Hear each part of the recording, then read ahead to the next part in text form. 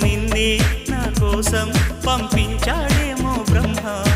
నడిచేడి నా ఇంటి దీపమా నీతో సావాసం పండించింది నా జన్మ నూరేళ్ల నాలో సట కుంకుమ వెచ్చని శ్వాసల యౌవన గీతికి పల్లవి నువ్వంట పచ్చని ఆశల పువ్వుల తీగకి పందిరి నీ జంట మనవిగి కౌగిలి తన కో